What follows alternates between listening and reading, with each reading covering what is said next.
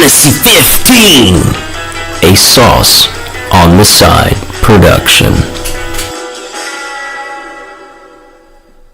Well, hello there, Dippers, and welcome back to the Fantasy 15 podcast, the official fantasy football podcast of Sauce on the Side.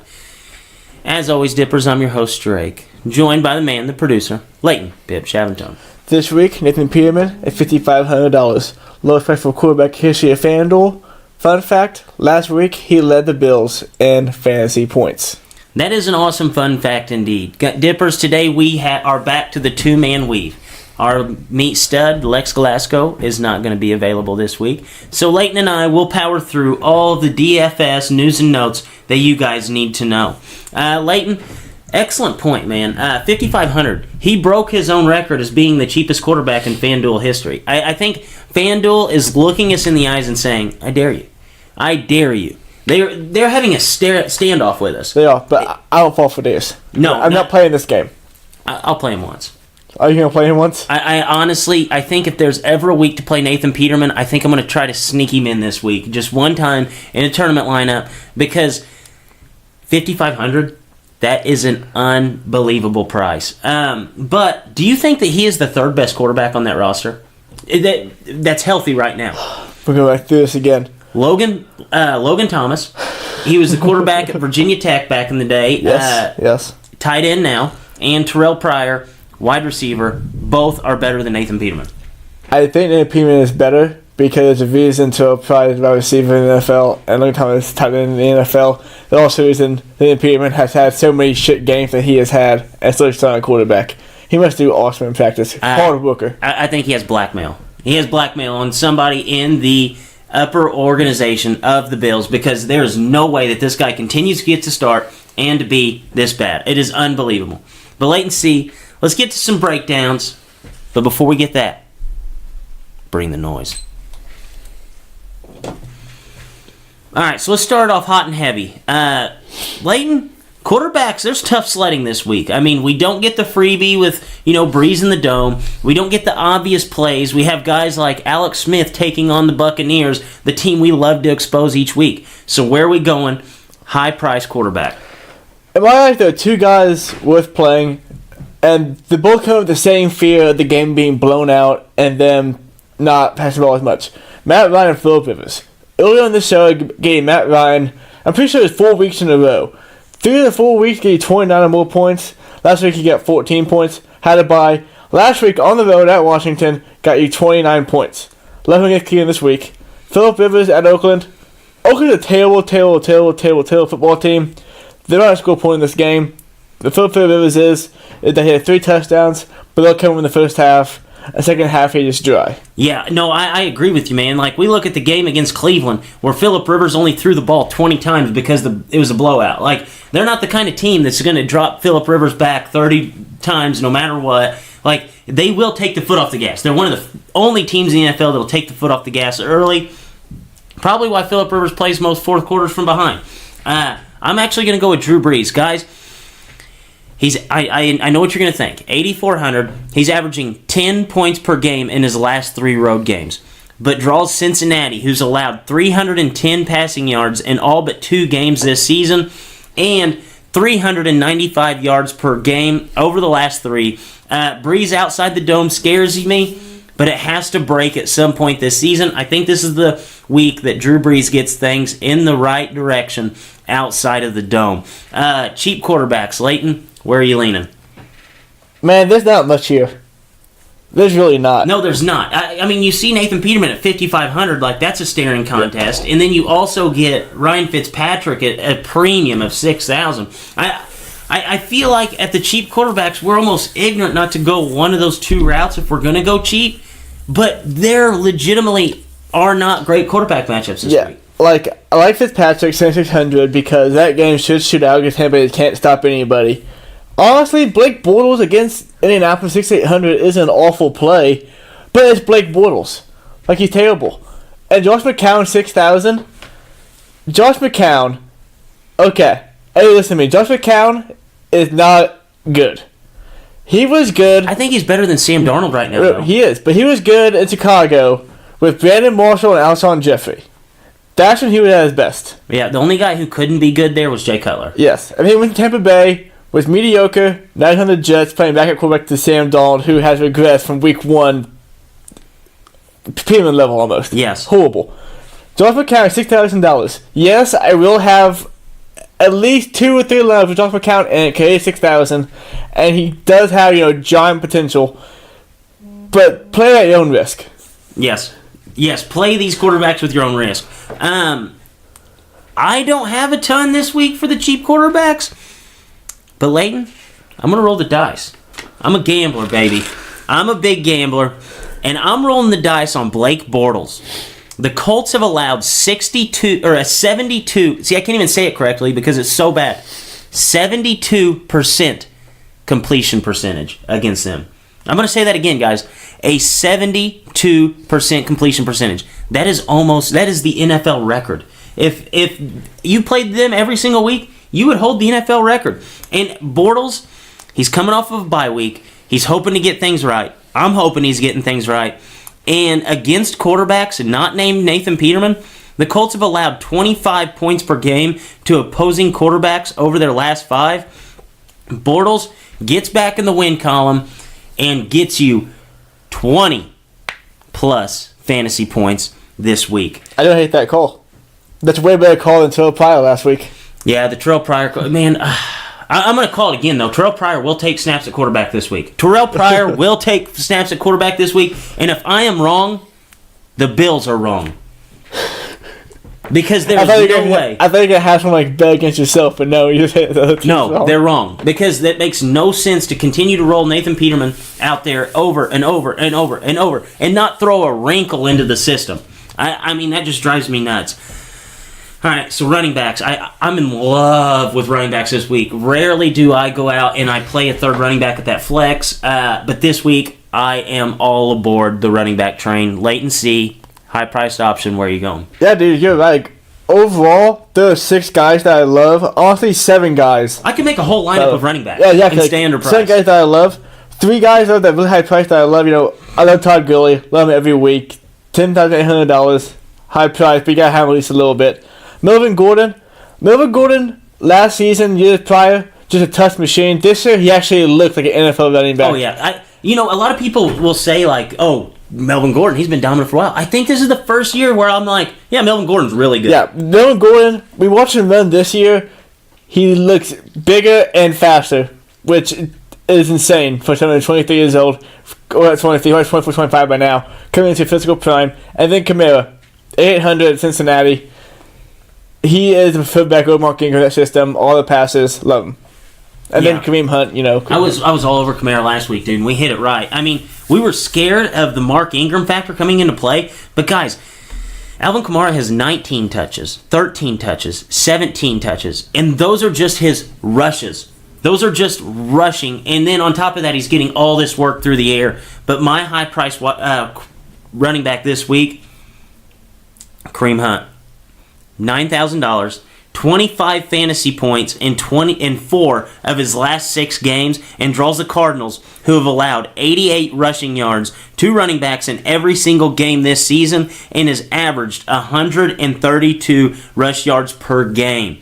They've only held 2 teams under 100 rush yards this season to the running back, and Kareem Hunt is way better than the average running back. The system for him is way above average for the average NFL team, and I think he's going to pop this week. I think it's an easy week for him to score 20, and I think he's even going to flirt with 30. I would almost put his benchmark this week at 25. I think he extends his streak of 5 games in his last 7 with 25 fantasy points. This is a dream matchup for Kareem Hunt, and you need to be on it because I feel like people just do not give Kareem Hunt the fantasy value that he deserves.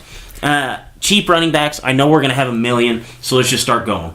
Okay, I'll talk about 3 real quick. Jordan Howard, playing Detroit. Jordan Howard had not gotten yard past couple of weeks, but he's getting a ton of carries. Detroit's run defense is awful, we know that. Deion Lewis, revenge game at home against New England. He's the premier back in Tennessee right now, out carrying Derrick Henry. All he gets is catches over Derrick Henry. Dude, Derrick Henry is horrible. Derrick Henry's not good. No, he is not good. I've never seen somebody who's just like an elephant-sized human being that just cannot, that can't do it. Who said that he wouldn't be good in the NFL, Leighton? You, Drake. I love that one. Out of all the things that I've ever been right about, that's the one that I love to just bring back. Because you look at him, he's 6'4", like 800 pounds, and runs a He's an elephant. 3.240, and he cannot find a hole in the NFL to save his life. And you can't say, like, oh, well, that offensive line is horrible. It's the same offensive line that was there 2 years ago, 3 years ago, that just absolutely killed the NFL. Like, ever since they got Conklin and Lewan, like, they have been world beaters. And you look at Dion Lewis, who you're wanting to start all over the board this week, and Dion Lewis is like $120, like 5'1". Yeah. Like, I don't get that. Dion Lewis, $1,500, great play. Best play of the week, though. Best play of the year for me is Duke Johnson Jr., $5,700. Greg Williams last week got involved in the offense, ran about 60% of the plays, and landed terrible against pass catching backs. Duke Johnson, $5,700. I'm not going to have him in every lineup, but damn, it's going to be close. Wow. So, latency. 5,600. I'm sorry, 5,600. We did not talk about any of our running backs this week. We didn't talk about any of our players this week that we were going to start. And Leighton wrote down, and this is a rarity, that we write down multiple guys at the same spot. I have two of the three that you have. I better know who the third guy is. David Johnson, 6,900. That was it. Kansas City gives up 5 yards per carry to opposing running backs and has given up the most receiving yards and receiving touchdowns to opposing running backs in the NFL. Byron Leftwich, I know it's only his second game calling the offense, but guys, he got a bye week last week. Like last week, the week prior, he was kind of thrown into the fire like, hey, here's the keys to the drive. Take us, keys to the car, drive us to victory. And, you know, it didn't pan out that well, but, like, we saw glimpses of David Johnson performing well. I'm all in on David Johnson this week. I think Byron Leftwich is going to sit back and say there's two things that I have to do if I want to make this offense successful. It's going to be get David Johnson in space and run David Johnson's legs off, and I think he's going to do both of those. Also, Leighton hit it on the head. Duke Johnson, 5,600. Guys, this is the last time we're going to get him at this price. Atlanta leads the NFL in pass completions to running backs. And with the new play calls and set, Duke Johnson finally got things rolling. He saw a season high, 9 targets last week. All of his money's made in the passing game. That's where Atlanta is susceptible. And then, my man Jordan Howard. He is 6,500. He finally took over the pricing of Tariq Cohen. This will be his first 100-yard game of the 2018 season. I'll go ahead and plant the flag in the sand right there. Due for one. He will have his first 100-yard game. Guys, we're one fumble on the 1-yard line against the Dolphins, of this guy having 4 straight games with a touchdown and 5 touchdowns in his last 4. The Lions have given up 100 yards in 3 straight games, 100 yards of 6 of 8 games this season. The Lions are giving up 5.6 yards per carry. I honestly think that this is the perfect situation for Jordan Howard. I think the Bears are going to get up early, and I think Jordan Howard is going to flirt with 20 carries this week, and he will have over 100 yards and at least 1 score. Wide receiver. I don't think I'm huge on a ton of the guys up at the top, but Leighton, see, where are you going? So this week, you guys know I never play big man wide receivers. And Adam Thielen last week showed you why I don't. Adam Thielen, lock of the season so far, 6 catches, 100 yards, got 8 straight games. Sounds like how many games they played. Last week didn't get it. Stephon Diggs was out last week too. Yeah, no, that was the lock of the week. Yeah, and he missed. That's why I don't play, high-profile receivers, because there's so much depth. This week, I'm not playing anybody $8,000 or more. Keenan Allen, Tyler Boyd, 7,900, 7,800. Keenan Allen, great matchup against Oakland. Thought Philip was earlier. Tyler Boyd, great matchup. No A.J. Green. He already saw, a large target share before A.J. Green was gone. Now A.J. Green's gone. Tyler Boyd, Keenan Allen, love them both. I'm a little scared about Tyler Boyd just because, we've seen it in the past where, a guy was the number 2 target and then he automatically gets thrown up to the number 1 and then all of a sudden, defenses start scheming it that way and, they start putting the better corners on him and it doesn't work out as well. I think the only guy up at the top that I'm that I really like is Julio Jones. I mean, we've seen Atlanta on a tear recently, and they've been playing their best football as of late. And Julio Jones has 10 targets in each of those, and he has over 100 yards in every single game. And we saw last week he finally found the end zone, and I think that was just a little crack in the levee to where it's going to just start flooding in. And he's going to get back to, water finds its level. Water finds its level. Julio Jones is not going to finish the season with 1 or 2 or 3 touchdowns. He will finally start to get his scores, and I think it's going to continue this week. I really do like Julio Jones. He's the highest priced option. He is the biggest chalk of the week. Biggest chalk maybe up to this point of the season outside of Adam Thielen. And sure enough, I'll be on here next week yelling about how Julio Jones saw 4 targets and no touchdowns. Guaranteed. Cheap wide receivers. I'm all aboard the train of quite a few of these guys. Where are you at? So one guy did not say and go, Calvin Ridley. Love him this week, 2,600. Obviously Julio Jones. But 3 guys. 4 guys, Maurice Harris. 4 last week? I don't know who this guy was. But he played for Washington Redskins. Washington Redskins, everybody's hurt. Posters out for the year. Jason Crowder, looking to miss again. Last week, Maurice Harris had 10 catches, 129 yards. Like him again, 5,900. And Larry Fitzgerald and Christian Kirk from the Cardinals playing Kansas City. Kansas defense is awful. Byron Leftwich is the truth. He said he wanted to get Fitzgerald back in the offense. Last week, Fitzgerald, he was 25 again. And Christian Kirk has been a staple in the offense all season. Lost target share, like both these guys this week. Yeah, I do like both of those guys, but the guy that I think is the biggest shining star this week, and I think this is going to be the week where we're like, all right, guys, it's the Patriots Super Bowl to lose. And that's Josh Gordon. He's 6,700. Finally got 10 targets in a game last week. Only caught 50% of his balls, but he parlayed that into 130 receiving yards and a score. Titans have allowed 43, 49, and 42 fantasy points in the last 3 weeks to wide receivers. And we had the Cowboys and the Ravens sandwiched in there. So I'm looking at a perfect situation for Josh Gordon. I think this is going to be the last week that we see him under 7,000. I think this could be a week where we automatically see him just elevated to one of the top 10 most expensive fantasy options, especially since the scoring really hadn't adjusted last week because he did play on Sunday night. I am all in on Josh Gordon. Also, Marquez Valdez-Scantling. This guy's a stud, man. Like, this guy could potentially be, a long-term target for Aaron Rodgers, which is something we rarely say about guys in Green Bay. He's 6'4" with big play opportunity. He's 5,400 this week. He has either 100 yards or a touchdown in 4 straight games. His floor has been 11 points over the last 4 weeks, and we're still getting him at a price of 5,400. If Cobb is to miss this game, I will start Valdez-Scantling in every single lineup. If Cobb plays, he'll be in 50% of my lineups.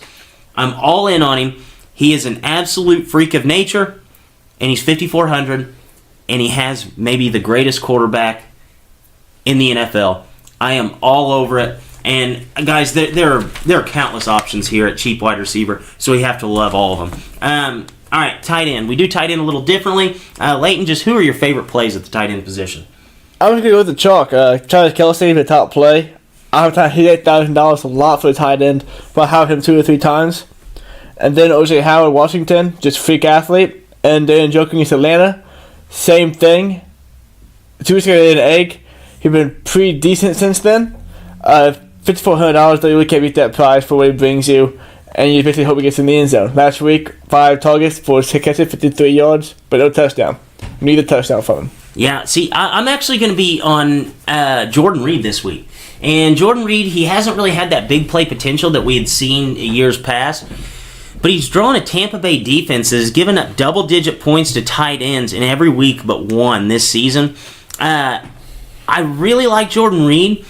But I would almost be happier. I hate to say that I want guys to miss, but if he is to miss, guys, Vernon Davis is a perfect option here. The pricing is almost parallel between the two. It's 5,200 to 5,100. I like Reed if he is able to play, but I'm also leaning on Vernon Davis as well. If Jordan Reed's out, I am all over Vernon Davis. I mean, guys, Jordan Reed was healthy last week.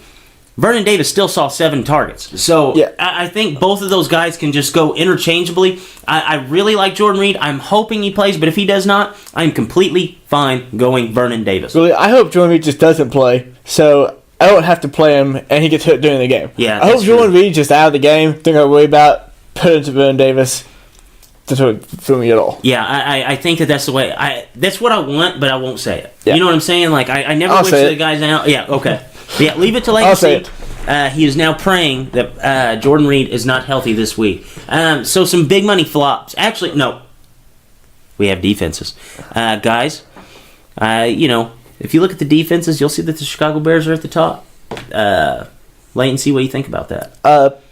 This week, defense I'm going to play. One be Chicago Bears, best fantasy defense, probably best defense on football.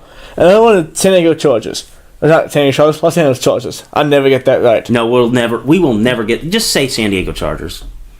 Oakland last week, on Thursday night, played San Francisco 49ers and put up 3 points. Another Thursday night, and it's a real game, they had to travel, but they had to travel across a bridge. It's not like they had to fly, 400 miles to Pittsburgh, Carolina had to do tonight. The Charger defense is really, really, really good. And Drake, I want to ask you this, not as a joke, but a serious question. You and I watch more football than anybody I know. What is the Oakland Raiders offense? Like, what is it? Because Derek Carr is a bad quarterback, but so is Jameis Winston. But Winston puts up fantasy points because their offense is vertical, stretching the field, big plays. What is the Raiders' offense? I honestly do not know, man. Like every team, you can say like every team you can at least give them something. Like I can even look at a bad 49ers team and say, the one thing that they do good is stretch the field with Marquise Goodwin and get everybody else in space. That way they can run the ball. Like every bad team has one thing that you can at least compliment them on. The only thing I can say about the Raiders, Derek Carr has a good completion percentage. That's it. That's all you can say about it. So, staying solid defense. If you can, play the Bears. But if you need $300 or you want to get different value lineups in, play the Chargers. You ready for me to get real cute? Are you going to play Buffalo Bills? No.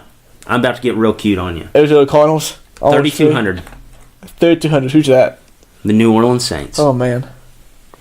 They will be taking on the Bengals. And I do not think the Bengals are good. When the Bengals were beating the Buccaneers, I said this is the worst 5-3 football team that we've probably had in a long time. And I think that they are very bad. They will be without A.J. Green. And if you just look back 2 weeks ago, the Bengals playing one of the worst defenses as far as a fantasy value in the NFL, they gave up double-digit points to Kansas City. And New Orleans, I don't think their defense is as bad as what they played this season. They've had some shining lights. They've had some glimmers of hope. 2 weeks ago, they actually sacked Kirk Cousins 4 times and had 15 fantasy points. I think that's more of what this team is than the -2 points that they gave up against the Rams last week. The Rams offense is an absolute juggernaut, and they put up a ton of points. And the reason why they're so cheap is because of the -2 points there and the -4 points against Fitzmagic and the boys week 1. I think the New Orleans Saints floor this week is 8 fantasy points. And if you give me a team where their floor is 8 fantasy points, virtually free at 3,200, I will be all over that. I think that they've actually found something good, able to get to the pass rush or get to the passer. I guess it's an upgrade with Eli Apple, even though I don't think he's very good. The team is better than what they've played for the majority of the games. I think that it won't be as high scoring as what everybody is going to jump out and say. And I think that's going to be because the Bengals not going to be able to move the ball. A.J. Green's gone. It's going to be very, very easy to just be able to guard Tyler Boyd now. Before, you had to worry about A.J. Green and Tyler Boyd killing you. Now you're just basically, let's guard the number 2 and the rest of the game's sealed. I think they're going to jump up early. I think the Bengals are going to be trying to play catch-up, and any time that you're throwing the ball with Andy Dalton 40, 45 times, that smells trouble. And I think that the Saints will score some fantasy points, and I'm going to even say that they'll get a fantasy touchdown. I actually don't hate that. You don't hate that? No, I don't. I really like it. And I think that... I don't really like it, but I definitely don't hate it. For a cheap option, 3,200, you're not going to get that kind of value for a team that it's you tough. actually like there. Yep. So some big money flops. Guys up at the top of the board that we think will flop. Before we move on, pro tip. If you make your lineup, look over the time you guys play. If they all play on the early slate, get rid of that lineup and move to the early slate game. Don't let Yes. Todd Gurley and Melvin Gordon come and beat you. Because that happened to me earlier this week making this lineup. His lineup, Matt Ryan, Duke Johnson, Alvin Kamara, Cal Ridley, Tyler Boyd, Larry Fitzgerald, David Njoku, Jordan Howard, Bears defense. In that lineup, you can't go get Keenan Allen. But that's a good lineup, and that's just playing early slate guys, and not going to let Tyler or Todd Gurley go and beat you. So, Right. 6 how you guys play. They all play early, all play late, just put in that one slate. Yeah, my lineup actually all but one plays at 1 o'clock. So Yeah. this will be a perfect lineup to just flex to 1 o'clock and move some guys around. Yeah, don't let Todd Gurley and Melvin Gordon beat you. No, that is a great tip. So big money flops. Who do you see flopping this week? This is the fairest I've seen FanDuel pricing, maybe since we've done it. Yes. Honestly, for flex guys, I can't say anybody's going to flop really because of the price. I mean, I don't love Joe Mixon, but he's only $8,000. But quarterbacks, for the price, I don't love, Aaron Rodgers, don't love Patrick Mahomes a ton. Tom Brady up on him at $8,300. But really, that's about it. Like, this is really good price for my FanDuel. And Kareem Hunt, I don't love him, but I can't say probably scored touchdowns. Yeah. Big money flops, man. I think it's hard at quarterback because I don't love a bunch of quarterbacks, but I also don't hate a bunch of Yeah. quarterbacks. So it makes it really hard there. I think I'm going to stay away from Todd Gurley, though. This is the second week that I've been on this. This is only the second week of the season that I've been on it, and the other week was last week where he only scored 16.9 fantasy points. That's not the kind of production that I want to see out of a guy that I'm going to spend $11,000 on. And the reason being, when he played Seattle prior, he had 22 rush attempts for 77 yards. He had the 4 catches and the 4 catches for 36 yards. But you look at his fantasy day, he had 31 points. Why? He had 3 touchdowns. How many times do you think he's really going to get that, goal to go scenario where he gets the ball and scores? 2, maybe. But He gets it more than anybody in football. That's the key. He does. But I hate to roll the dice on that. I absolutely do, especially if I'm going to be paying up like that. The guy only had 113 yards in the last game off of 26 touches, and I cannot play touchdown roulette. I'm not going to play Todd Gurley. I could see James White not having his best performance yet. For 7,800, I think that you can just go ahead and pay the extra $1,000, get Kamara, and have the guaranteed lock to have you fantasy production.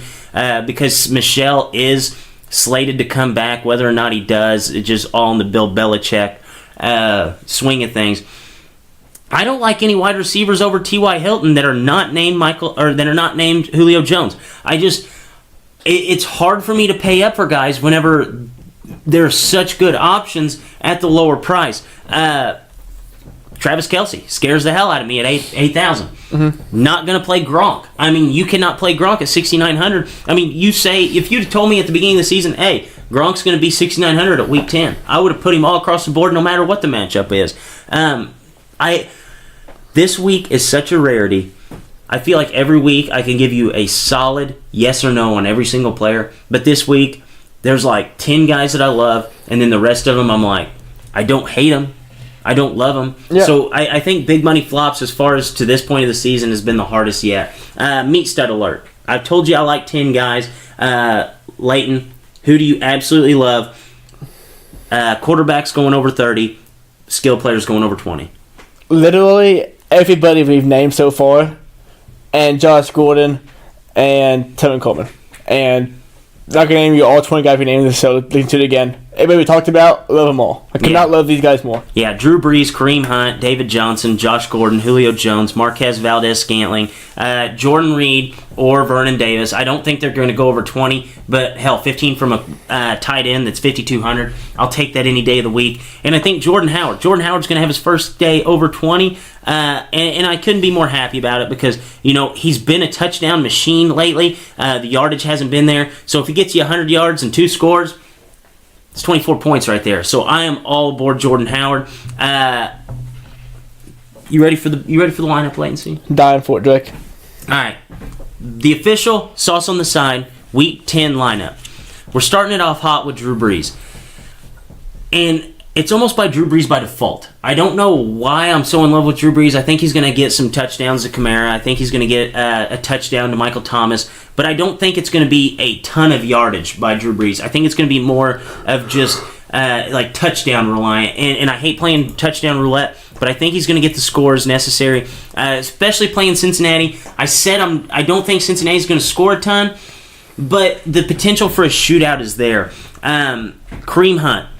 9,000. He gets the best matchup he's had to this point of the season. He's been as hot as any running back, not named Todd Gurley. You gotta love Kareem Hunt.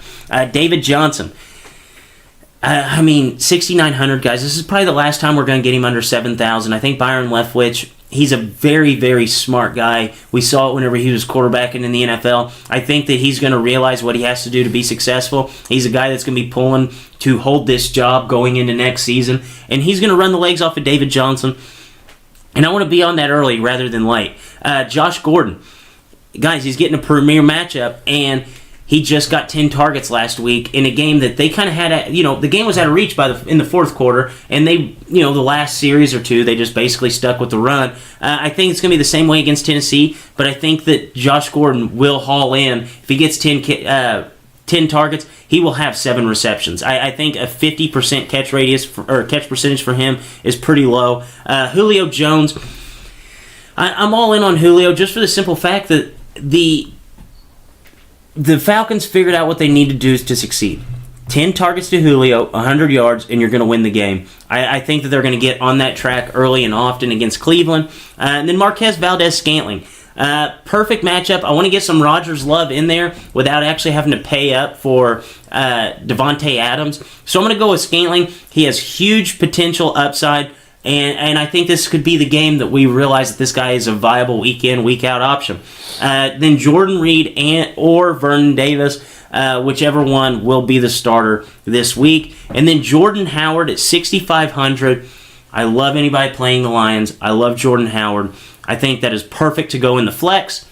And then the New Orleans Saints defense. I think the Saints defense is going to finally play up to what we thought that they would be at the beginning of the season rather than a $3,200 option in FanDuel. So what are some things this week that you are really going to rely on as far as building your lineup? We really won't talk about any week-long fantasy because we've been hitting that hotter than usual. This week, what are some things that you were looking at whenever you're building your lineups? You talked about at the top of the lineup, or top of the show, running back in the flex spot. There are enough guys who are expensive and guys who are cheap where you can play, 1 or 2 expensive running backs and still get good Jordan Howard, go get Deion Lewis, Duke Johnson, whoever you want, and fill it in the receiver spots with those cheap wide receivers we talked about on the show because there are so many. There are so many cheap wide receivers out there.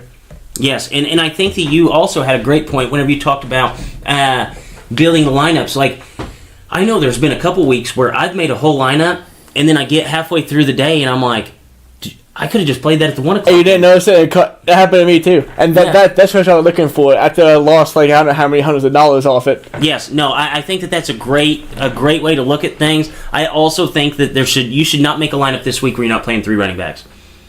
Yeah, it's tough, too, because you don't have 3 wide receivers. And running backs, they're just... Carries are such a stat that don't deviate as much as catches do. No. Carries are almost... I'm looking for it now. Almost guaranteed. Jordan Howard going to get 12 carries, at least. There's no doubt about it. Put in a flex spot, it's 12 touches no matter what. You put in the, Christian Cook, might get 10 targets, won't get 4 catches. Yes, and a target is not the same as a carry. Like, a target could just be, hey, I had to just spike the ball, I had to throw it at a guy's feet, I had to throw it out of bounds, and that guy's still getting that target. So I do agree with that. And a carry, he's actually getting the ball. And this week we have such good. I would make the whole lineup of running backs. I really would. If we could, that'd be awesome. Because this is the week where you need to be on running backs. You need to kind of switch it up because I think there's so many valuable options this week. Where if you're not playing 3 running backs, you're not going to win a big league. Anything else before we wrap this show up? I feel better about the guys this week that I have all season, and that's not even trying to sell stuff here. I like the matchups, mainly because running backs and wide receivers. I love the pricing of it all. I like the matchups better than having matchups all season. The only thing that I don't love right now is my tight end situation, the Awful. quarterback, and defense. There's no absolute knockout defense this week. I like the Bears a lot. I think Bears knock out of the park. Okay, all right. I'll play the Bears. You don't have to twist my arm for that one. Dippers, thanks for listening. And for Drake, for Leighton, as always, stay saucy.